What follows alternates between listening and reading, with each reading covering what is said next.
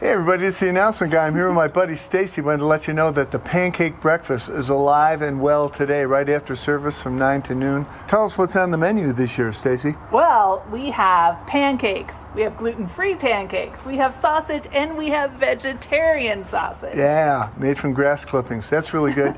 So stop by the pancake breakfast. Say hello. It's on a love offering basis, and we'd love to see you there. Here's what's coming up. We're teaming up with the Action Center for our annual school supply drive. With your help, over 5,000 kids in the Jefferson County area will receive pencils, books, crayons, brand new school supplies that are needed for quality education. Drop off supplies today and next Sunday. You can also donate through our Amazon wish list. Visit our events page at milehighchurch.org for details. Create deeply satisfying relationships of any type and heal trauma at our upcoming workshop, Whole Brain Relationships, Trauma-Informed Thinking with Nick Lawrence on Sunday, July 24th. This is a juicy relationships workshop. It's about helping you thrive in your relationships instead of surviving in your relationships. You get the opportunity to practice metaphysics in a scientific way that will benefit every relationship that you have. Mile High Church has over 200 guided meditations on Insight Timer, the #1 meditation app for sleep, anxiety, and stress. You can follow us and get notified when we post new meditations and affirmations from our ministerial team. Download the app and join the growing global community. Have you ever missed a Sunday service and wished you could listen to it while driving to work or on your morning walk? Well, we have a podcast. Subscribe to the Mile High Church podcast, where Sunday messages are posted every week. There are many options to listen on your favorite media player and enjoy our timely messages at your convenience. Nothing says community like a pancake breakfast. This is something Moses used to do around the campfire long, long ago. All love offerings today go to support the youth ministry, our programs and our camps, and all the stuff that Stacy's got going on. Is this a good thing? It's a great thing. All right. Have a great week. Well, good morning, you party animals. How you feeling? Okay. So when I woke up this morning, I was thinking, God is so good. You feeling that way? God is so good? Why don't you sing it along with me here? All right?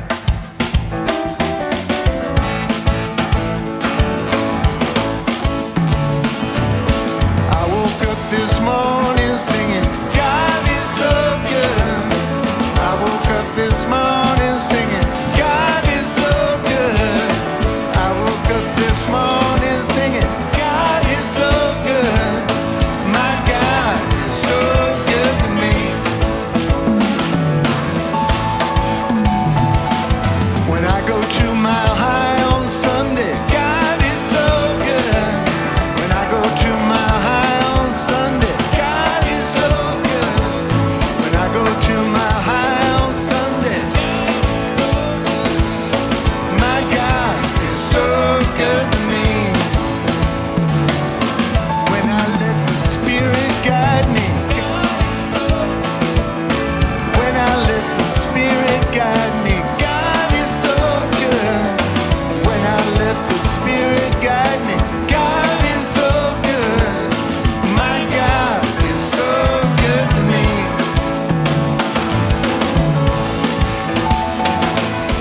When I need a helping hand, oh yeah, when I need a helping hand, when I need a helping hand, my God is so good to me. Oh, you guys are sounding good. Here we go. I woke up this morning singing, God is so good. I woke up this morning singing, God is so good. I woke up this morning singing, God is so good. My God is so good to me. My God is so good to me. Don't you know my God is so good to me?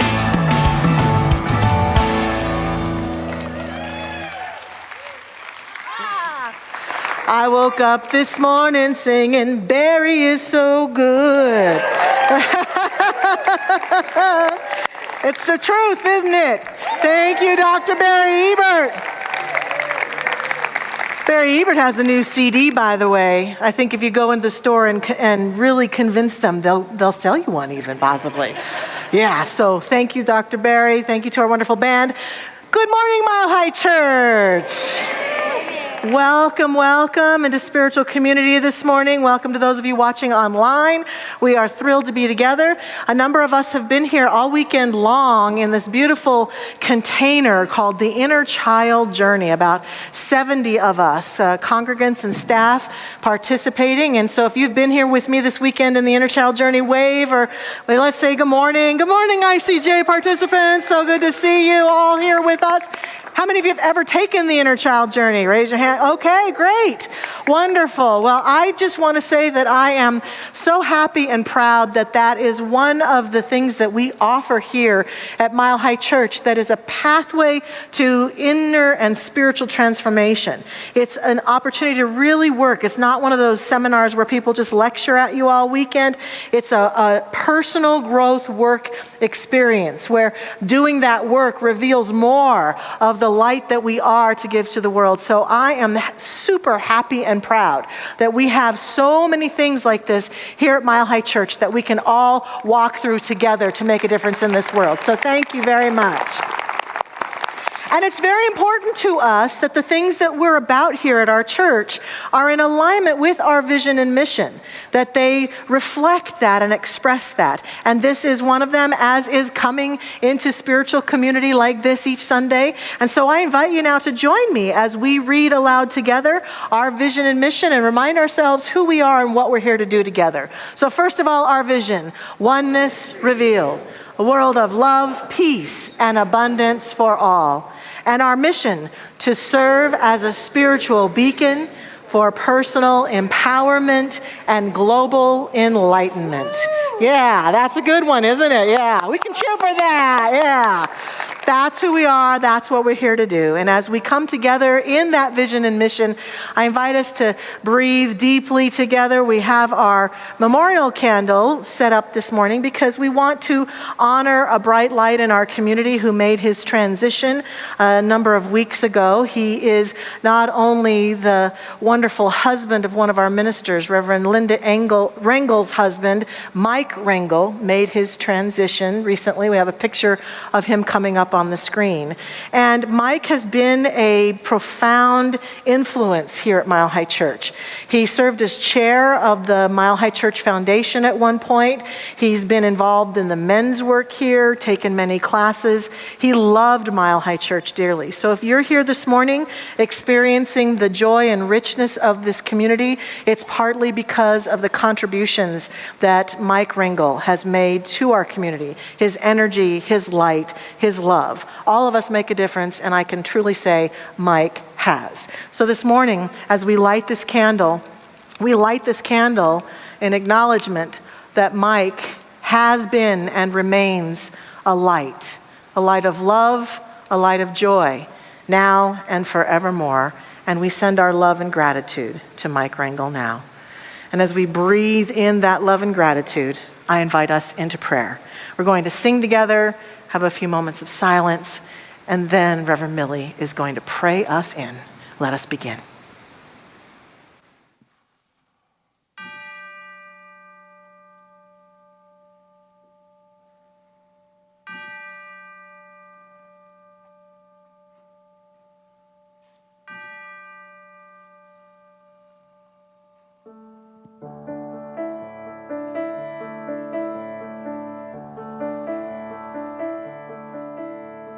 Surely the presence of God is in this place. I can feel the mighty power and the grace.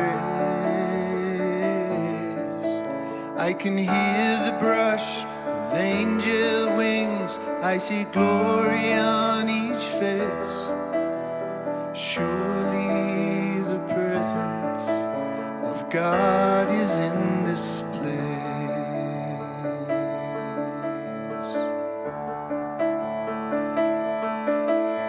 Surely the presence of God is in this place. I can feel the mighty power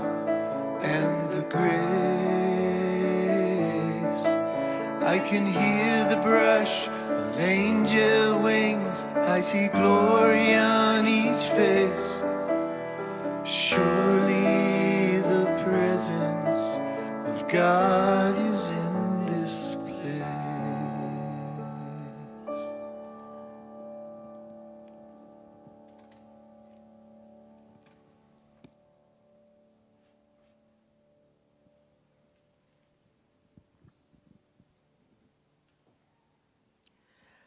And so, right here and right now, I take this moment to acknowledge that God is all that there is. God is everywhere present. There is no place where God is not. That presence is felt right here, right now, in this place. I know that as that absolute, as that pure love, as that pure joy expresses down on this planet at this time and everywhere in the universe, I know that I am a part of it, for I am a unique expression of the divine. And as I know this for myself, I know this for each and every sentient being on the planet. I know this for every person within the sound of my voice, no matter when it is heard. I know that for each and every person today that honors God in whatever way they choose, be it an ashram, out in nature, mosque, wherever they choose, they are being blessed by that one mind, that one source that is in, through, and as all of us, right here and right now. And so I give thanks. I give thanks for this time. I give thanks for this opportunity to say thank you. I am grateful for our service today, grateful for the message today, for it is a heart-rendering message that speaks directly to our souls by Dr. Michelle. And our music, I am just grateful, just so grateful for everything and all things. And so with that, I release this prayer. I release it into the law. I release it into that law of mind that always says yes. Always yes. Even to those who are not aware of their special gift of being one with Source, this Source still says yes. And so thank you, God. Thank you, love. Thank you, life. And I release this prayer now into the law. And we can affirm it together by saying, and so it is. Amen.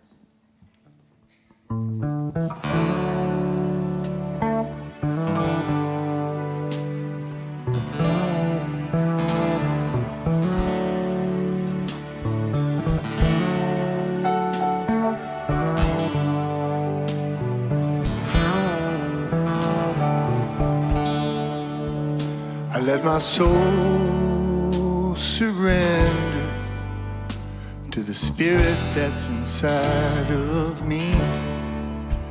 I let my heart fall open to this love that is setting me free. In this sacred moment where I stop and taste the breath of peace, I leave the troubles of this world behind me, and I rest in your amazing grace. Move in me, Great Spirit, now I feel you in my heart. In your presence, I remember that we never have been apart.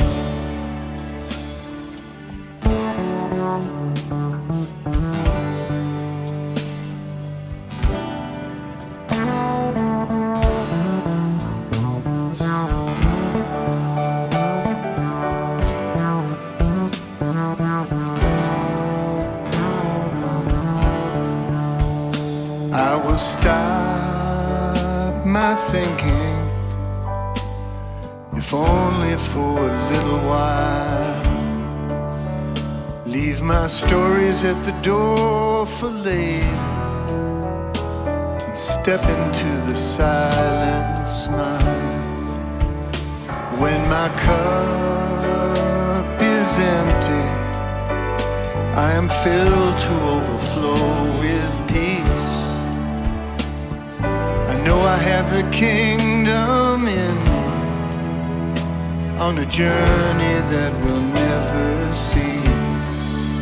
Move in me, Great Spirit, now I feel you in my heart.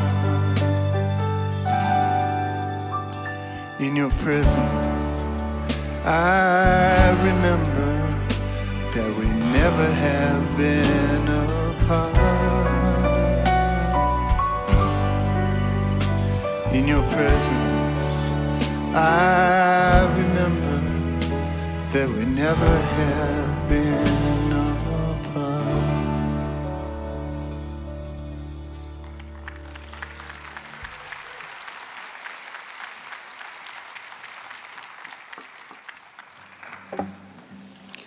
Our words of inspiration come from our founder, Ernest Holmes. The mind of man is continuously unfolding into a greater recognition of its real plan in the creative order of the universe.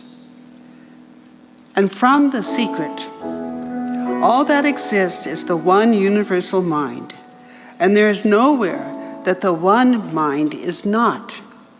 It exists in everything, and the one mind is all intelligence, all wisdom, and all perfection. It is everything and everywhere at the same time. If everything is the one universal mind, and the whole of it exists everywhere, then it is all in you.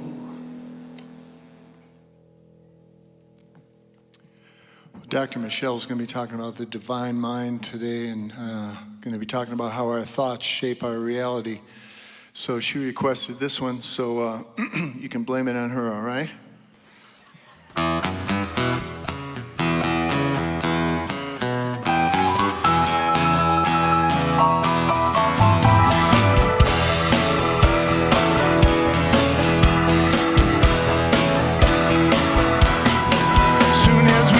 In the morning, that's when the voices start. Don't take long before they run from your head right to your heart. We got fears about the future, regrets about the past, and stuff we're not sure where it's from, but it's coming on fast. We're all thinking stuff together, but feeling all alone. And we're making up this movie, our own motion picture show. When you walk out in the world each day, it's a battle for your mind.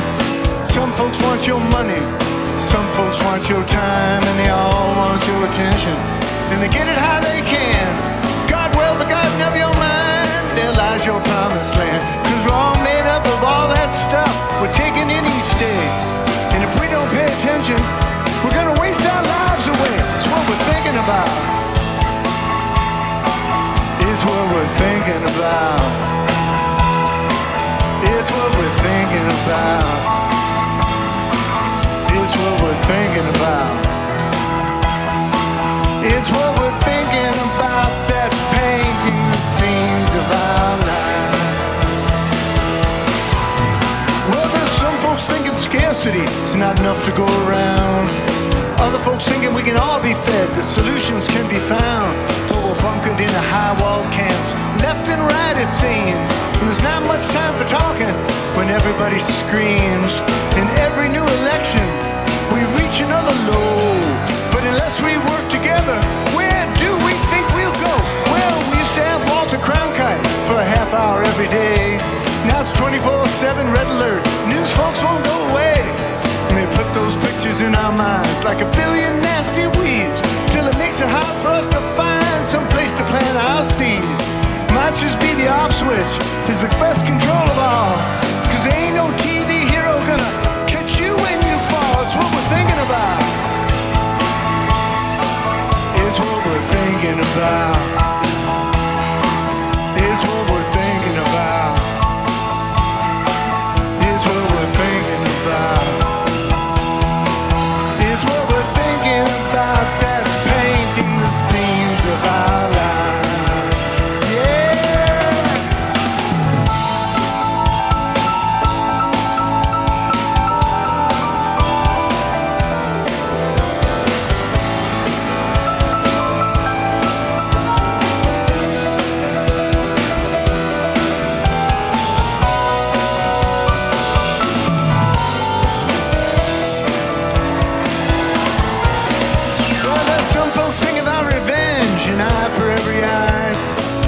about getting even, settling up before you die. Some folks think forgiveness, hard road to the heart is the only way we'll get there. Now's the time to start, and we all make up our own minds which way we're gonna go. There's some things they tell you to believe, other things you just know. We got a big investment, and war is the only way. Lots of people thinking that's the truth today, that the world is just a sandbox, game of push and shove. Other folks thinking that there is no power greater than love, and we were not left alone here to wait for peace to come. We've been given all the tools we need. Let's start using some. It's what we're thinking about. It's what we're thinking about. It's what we're thinking about. It's what we're thinking about. Yes, it is. It's what we're thinking about that's painting the scenes of our life. Here we go. Come on. It's what we're thinking about. It's what we're thinking about. It's what we're thinking about. It's what we're thinking about. It's what we're thinking about that's painting the scenes of our lives. It's what we're thinking about that's painting the scenes of our lives. It's what we're thinking about that's painting the scenes of our lives.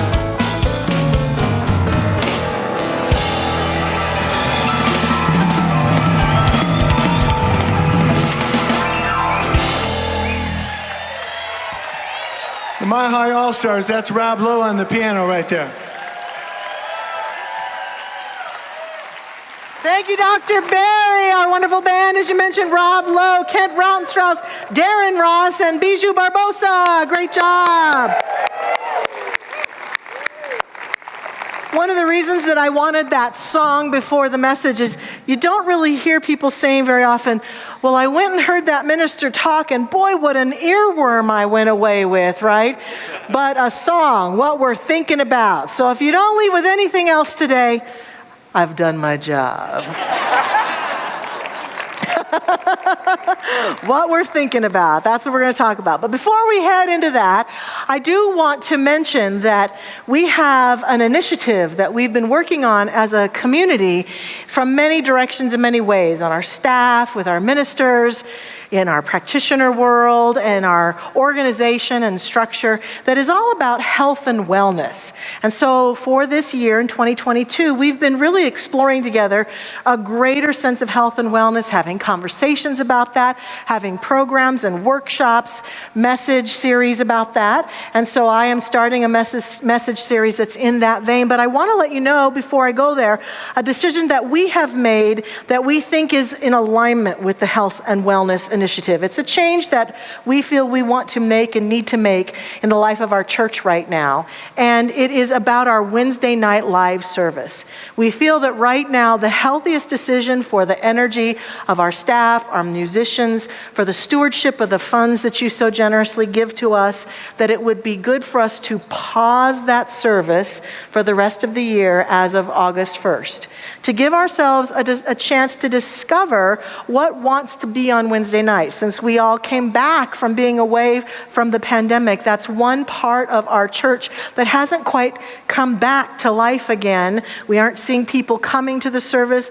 We're wanting to be sure that we're doing something in that time frame that really serves the community. So we want to let you know that we're letting it go on pause for now, and we will work the rest of this year to rediscover what will be there. And if you have any questions or concerns about that, you can talk to me or any of our ministers and staff about it. But we thank you for your support on that, and thank you for supporting us in being a healthy, vibrant organization.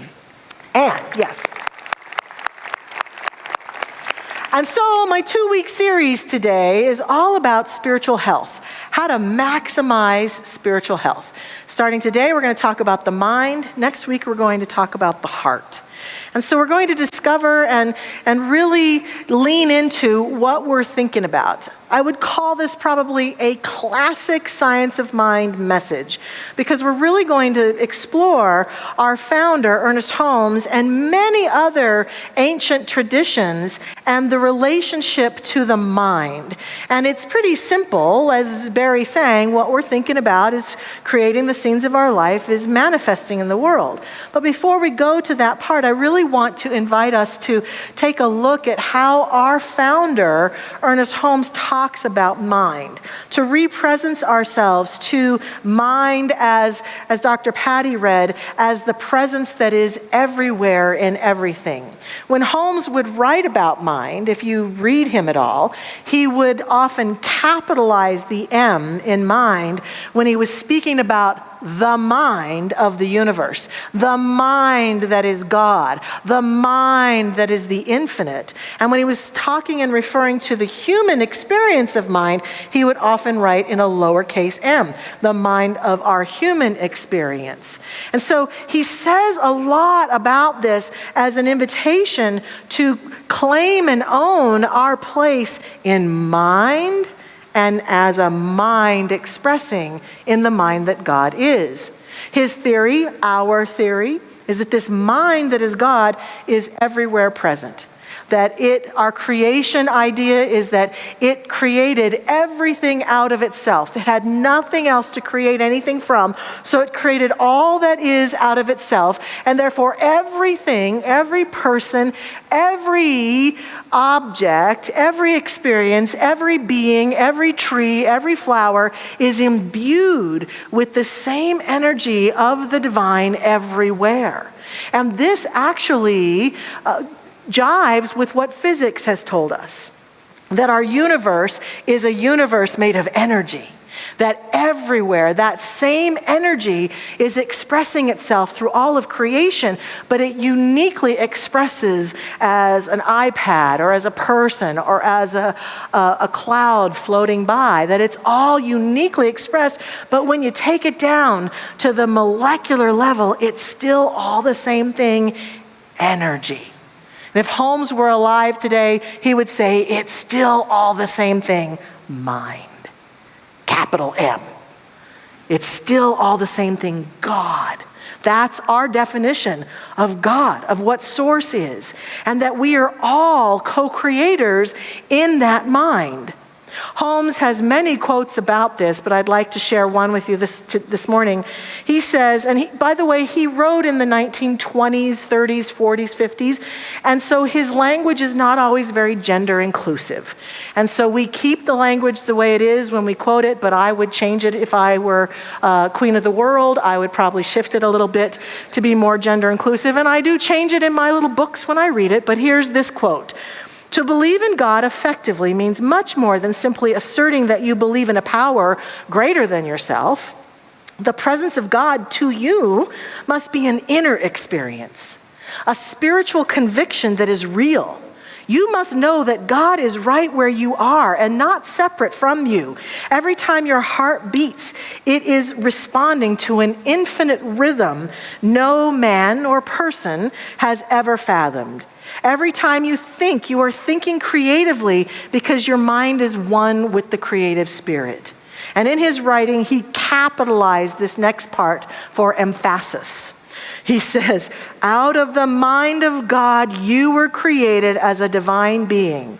And as a divine being, you must recognize and know the source of that which created you out of itself, the creative spirit of God Almighty.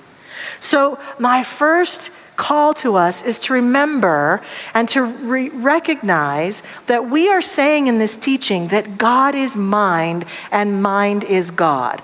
All that is God, and all that is is the mind of God, and we exist in it as co-creative energies, for we believe that this presence imbued us with the co-creative energy that God is, that the mind of God is our mind, that we are always in touch with it, that there's something within it that is always expressing through it, through us, as it, that we are creating from it. We are creating the scenes of our life individually and collectively that allows for life on planet Earth to occur.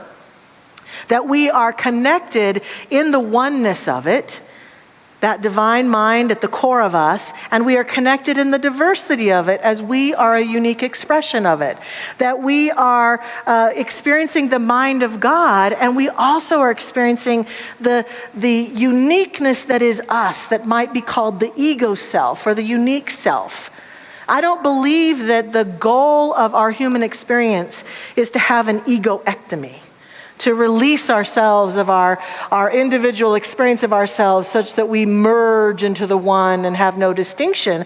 I think being on the planet, that part of the evolutionary journey is, can I live in the paradox? Can I live in both the reality that I am the oneness and I am the diversity? That I live and have access to the all that is while I uniquely specialize it in my experience and contribute to the experience that humans are having on the planet. That it's both and that a healthy spiritual being stops abdicating their power with regards to their own life and with regards to the contribution they are constantly making to the experience of humanity. That we're not some little islands isolated over here in a corner and our life is just happening to us.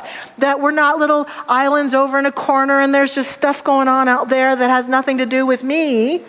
That all of us have our unique experience and our unique journey, and all of us are connected to the all of it and can influence and can participate in the collective journey that's occurring. And those of us who refuse to abdicate our power and say, I know who I am, and I know the truth about my essence, I know the truth about the contribution that I can make, and I'm going to stand in my power, and I'm going to make a contribution, and I'm going to live my life from that place, find ourselves more connected and grounded in the truth of who we are. Yes. Now we have to also understand in this, when we start to explore the mind that is our unique experience, the greatest challenge is that the word mind for humans includes all the thoughts, the beliefs, the emotions, the feelings and experiences we've had. And the greatest challenge for us as human beings is we actually think we know what we think. Right? We're pretty arrogant about it sometimes. I know what I think, when all the while something else is happening altogether right out there. And so we understand from the way that the brain works, brain science has absolutely confirmed for us that there is this conscious mind that we have, which is a small portion of our daily life that shows us what we think. But the big, vast expanse of it is the deeper mind, the memories that are stored in deeper memory.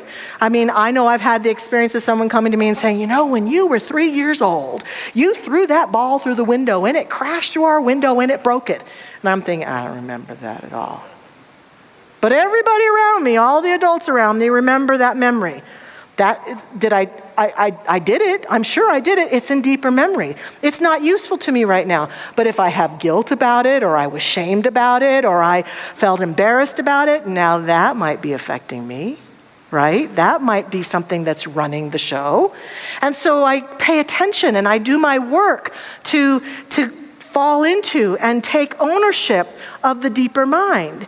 And when we're talking about the mind, we're often talking about in classes and in Barry's wonderful songs, and even today, our mind being like this garden. And we're always growing a garden. We're always planting seeds. We're like sowing seeds constantly of our thoughts that arise up from that surface mind and from the deeper mind, and we're constantly planting seeds. And some of the things in our garden are weeds. We had a very interesting debate in the green room about what is a weed really. We decided that a weed is in the eye of the beholder, I think is what we came to ultimately. Because sunflowers, my husband tells me, are technically weeds, and he adores sunflowers, and they are choking out the grass in our front yard, and we don't care. But there might be weeds that we don't want to be growing in our garden, or certain kinds of plants or flowers that just don't suit us. And then our work becomes to garden and pay attention and get present to our own garden and say, I've got to do something about this.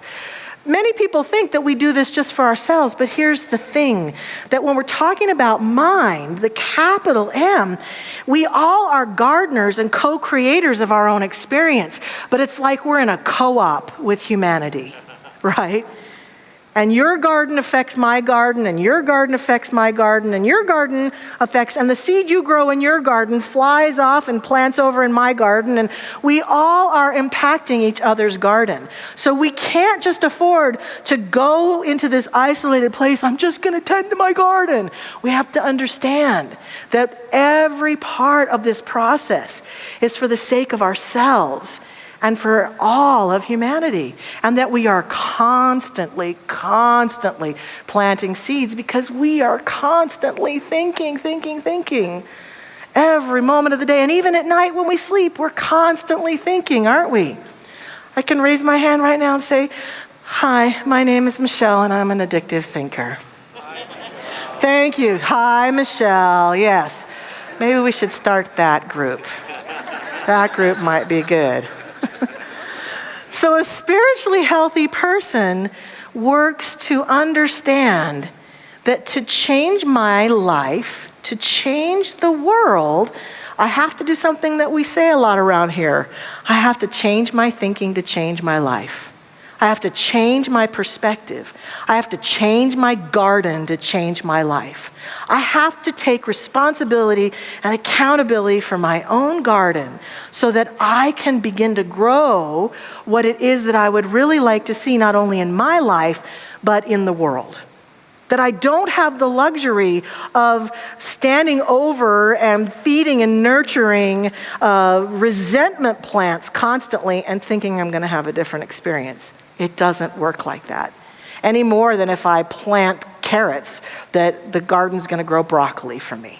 It doesn't have the capacity. The mind says, oh, my beloved, grow whatever kind of garden you want. You want a resentment garden? Go at it. You can have the biggest resentment, anger garden you want. Have fun. But will we be happy? Not necessarily. And so the capacity to change our minds is powerful and profound. I've got a couple things that I'm bringing from social media this week to us, and I was scrolling through internet, and Jennifer Burnett and I are friends, and she posted something really powerful on her page one day. And she said, I want to share a gratitude today. I'm grateful for my open mind. It has given me the opportunity to change my opinion about things, to change my mind. It's a simple thing to be grateful for, but it's also incredibly powerful.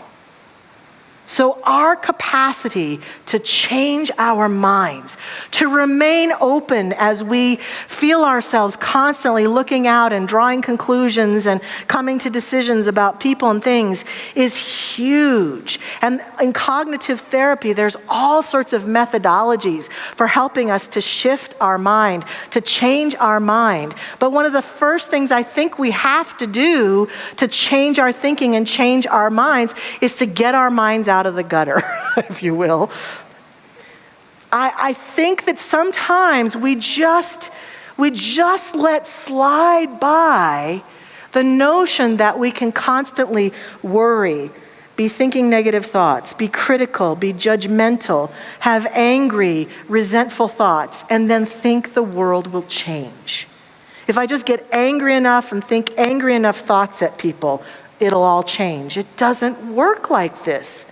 And a huge part of what we have to do is begin to delve into deeper changes and watch our thoughts happen so we can catch them as an observer and make changes.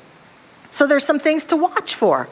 I noticed that when I was in high school, I got decent grades. I was in the honor society because I got a lot of A's in things like choir and social studies and English, not so much in math. But there was one class I got a really good grade in, and it really surprised me, and it was logic class. I went to logic class, and the teacher gave us all these logic problems that we had to go through and solve and find fallacies. And I worked really hard, and I went to him one day on this big, huge problem he gave to us.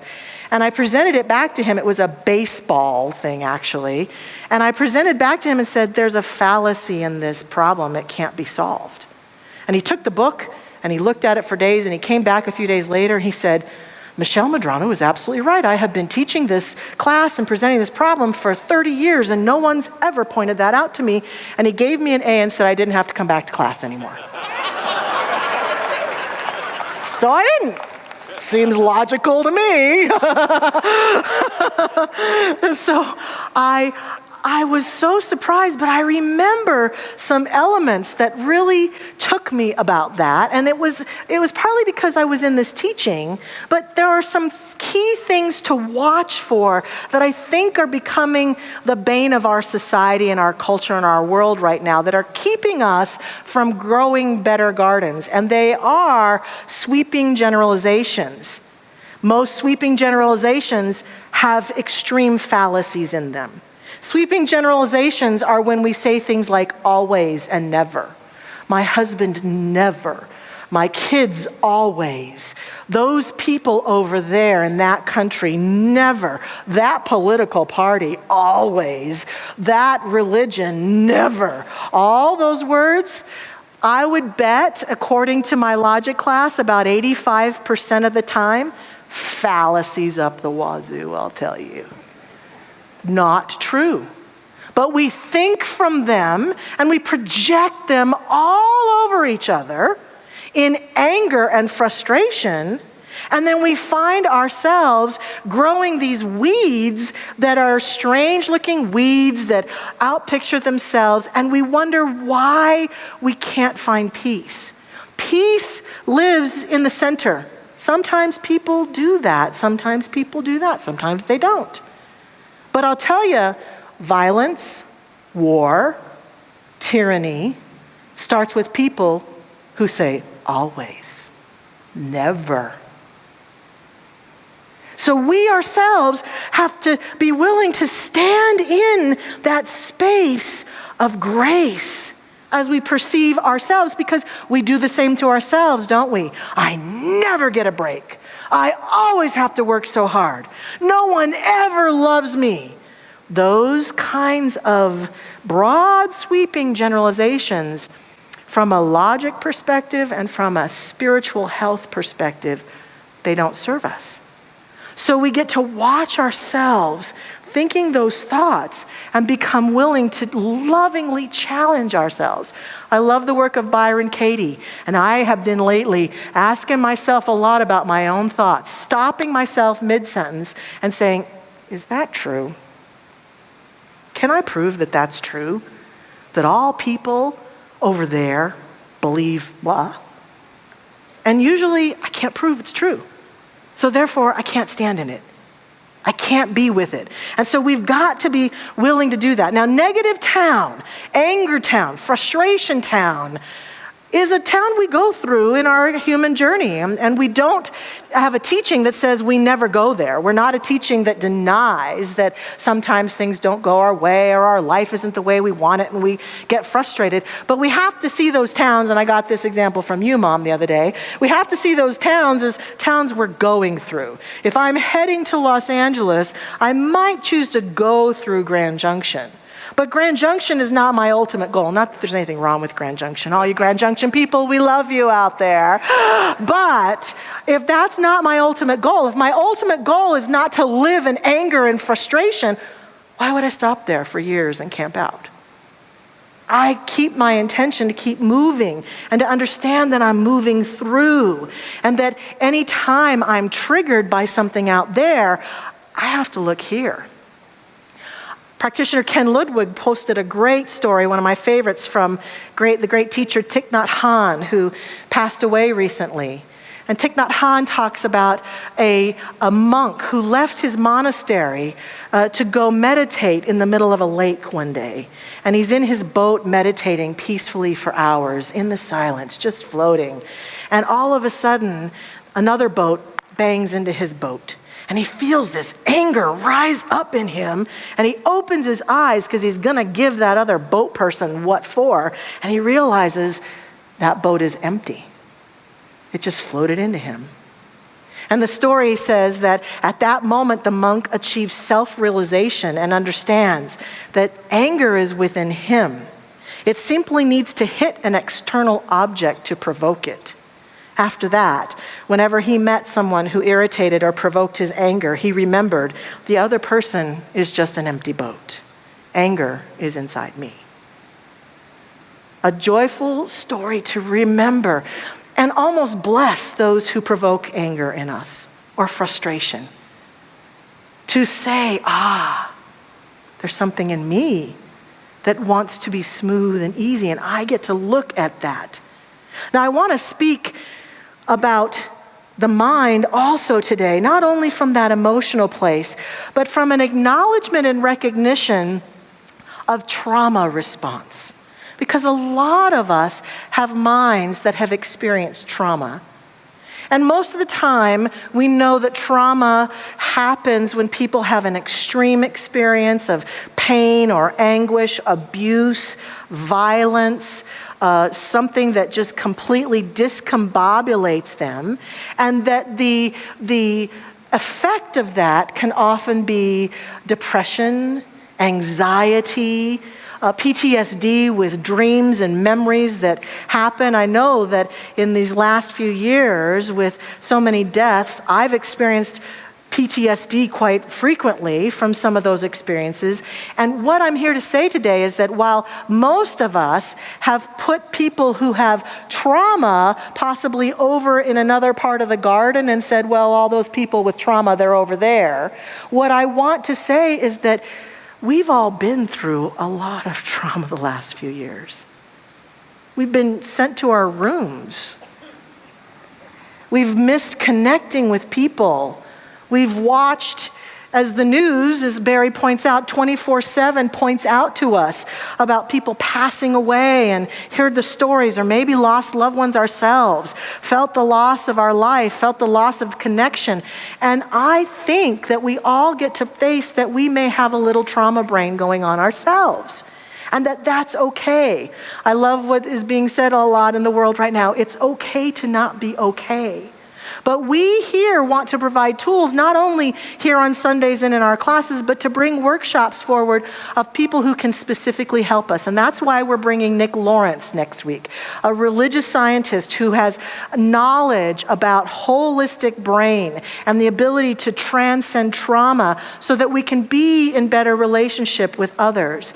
And even if you don't choose to participate in the workshop, I encourage all of us to consider and give ourselves a break around our mind, to set the intention for healing, but to understand that we may be having a bit of a collective or individual trauma response, and that it's okay, and that there is help. There's help in the world, there's help in this church, and sometimes we need help to be able to have a healthy, clearer mind. And that there's no shame in getting help to allow our minds to relax and calm down. And the last thing I want to share is that a few weeks ago, I was home flipping through channels, and last week Josh mentioned that he did a talk that was bringing Jesus in July. I'm going to bring Santa into July, because I confess I was watching Miracle on 34th Street. The original one in black and white with Natalie Wood. And there's this scene where Santa is in Susie's room talking with her, trying to help her believe in him. And she's being very logical. And he says, well, haven't you ever been to Imagination? And he talks about that as a nation that is a place that you can go.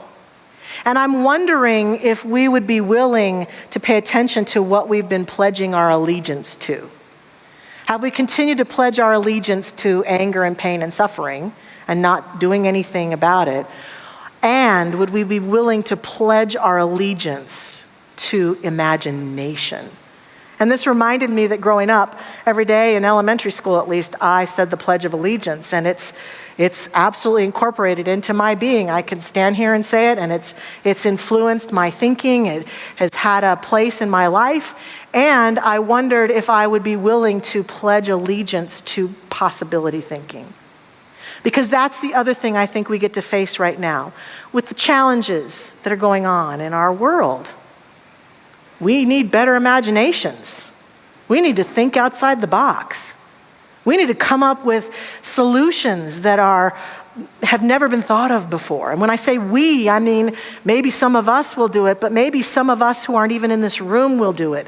But we together can have a vision for a greater world and a greater life for ourselves if we begin to use the mind that we have to imagine a new world, to imagine ourselves being in Los Angeles, to imagine ourselves being where we really want to be. And I invite us to pledge our allegiance to that nation in our life. And in fact, I sort of rewrote the Pledge of Allegiance.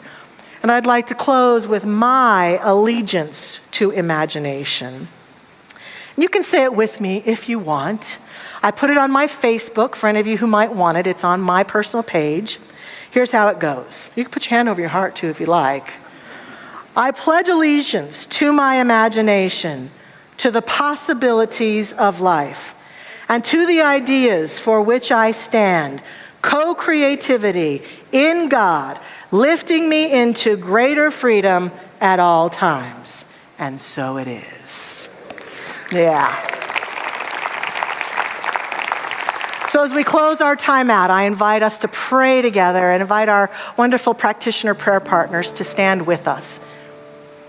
Our prayerful time is a time to pledge allegiance.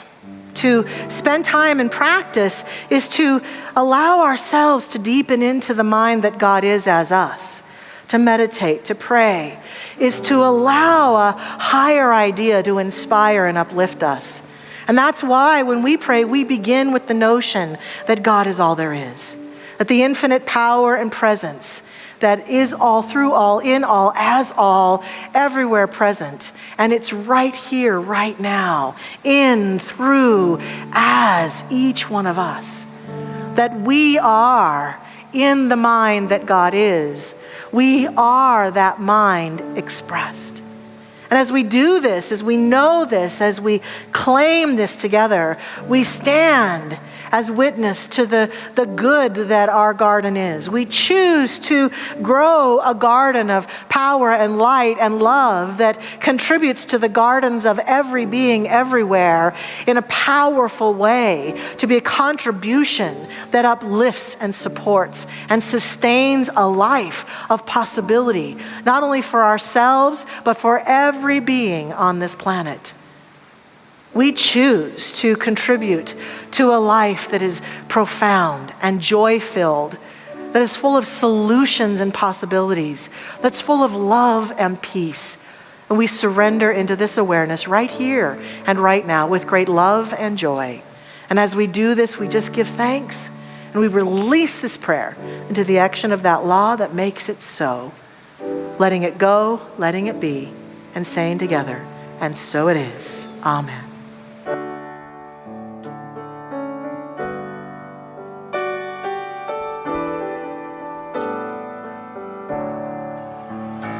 I will stop my thinking,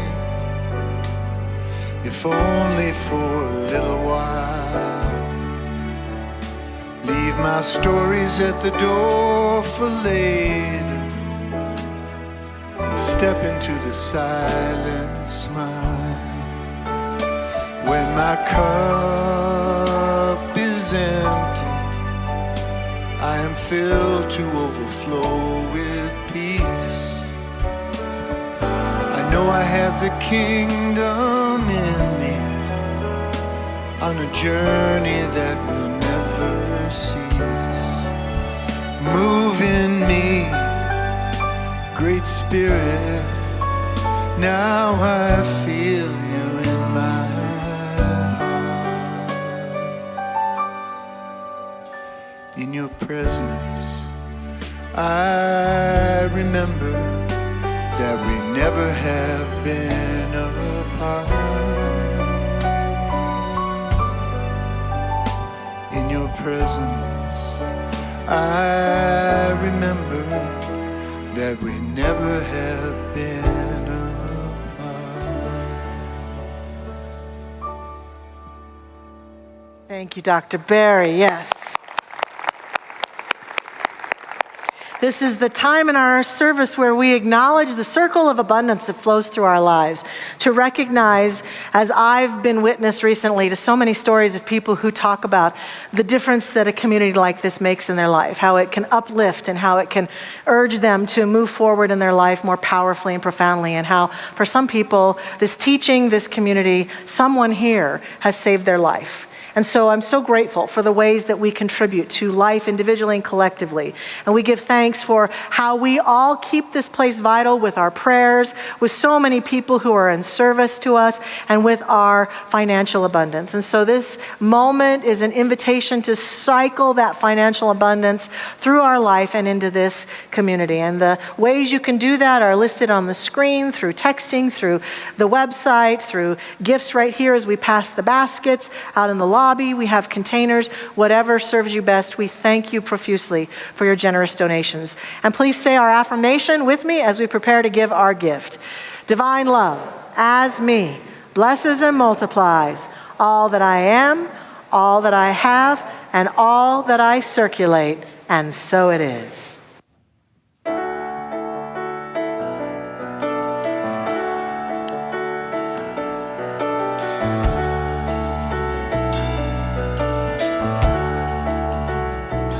There's talk of the end times again. Whenever the game gets rough, people saying our time is up and it's all about to blow. And who are the chosen ones whose flag will stand waving in the sun, like in all of those stories that we spun, praying round the fire. With our gods of war and anger, we fight for a promised land. With heaven somewhere far away, will we ever understand? When we find the divine in our hearts and minds, each in our own way, we'll be living in heaven on that day. Living in heaven on that day.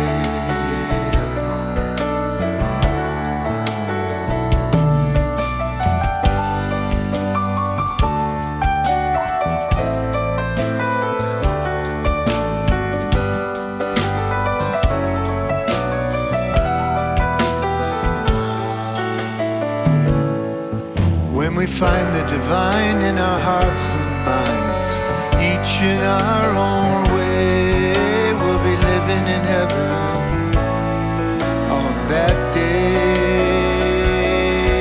We'll be living in heaven on that day. I know that God's always here, every moment, every year. There is no calendar or fear to keep the one away. We're part of the one great plan. Every woman, child, and man, whatever our tribe or clan, our souls will carry on. And the masters come to show us we're not on this road alone. And they leave a trail to heaven here, and they welcome us back home. When we find the divine in our hearts and minds, each in our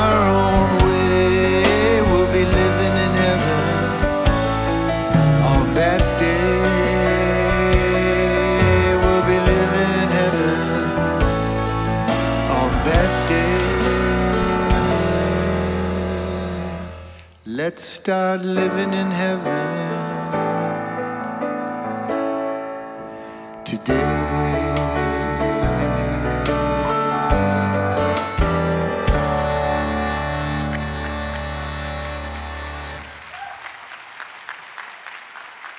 Oh, thank you, Barry. You're the best, and Bijou, you also, and Darren, and Rob, and Kent. We are so gifted, aren't we? And especially for Dr. Michelle Medrano. Incredible talk, incredible. And I want to take just a moment for those of you that might be with us for the first time, that I will be out in our lobby at our Welcome Center right after the service, and I'd love to just greet you. And also there's information about Mile High Got a Church. spatula. Ooh, that looks good. Information about Mile High Church at either end at the display racks down there. Smells good. So welcome, welcome. And what do we have going over here? Yeah, it's the pancake breakfast this morning. Katie got a big spatula there. Wow. So, look at, Josh has got some tongs, and we got pancakes here. Gluten-free pancakes, regular pancakes, veggie sausage, regular sausage, yummies in the community center, and all the proceeds go to support our wonderful youth here at Mile High Church. So we acknowledge and thank these kids for their service today. They've been cooking away. Kids will cook too. That's great. And I need to acknowledge our practitioners that just arrived. Yeah. If you would like a prayer, a wonderful prayer, take a moment, stand in front of one of them, and it'll make your day. Thank you, Dr. Patty. And we also want you to know that we have our school supply drive going on that Reverend Millie is leading, and we're going to support kids all over this area. So if you'd like to contribute some supplies, you can do so out on the patio. And on July 22nd, we are celebrating the ordination of our own Reverend Michelle Scavetta. Isn't that great? Now, if Reverend Michelle conducted your wedding or something, don't worry. It's still real. It's still valid. It's just that we have a rite of passage that after about 3 years of service, we can apply to be ordained for life. And so that's what we're going to celebrate and honor. And Michelle and all of us invite you to be with us that Friday night at 7 o'clock to celebrate her. Now we invite you to stand for the benediction and peace song. As we go forth, we choose to be a divine light of peace and wholeness, contributing to the mind that God is in these powerful and profound ways. We give thanks that this is who we are, what we are, and how we live. Thank you, life. And so it is.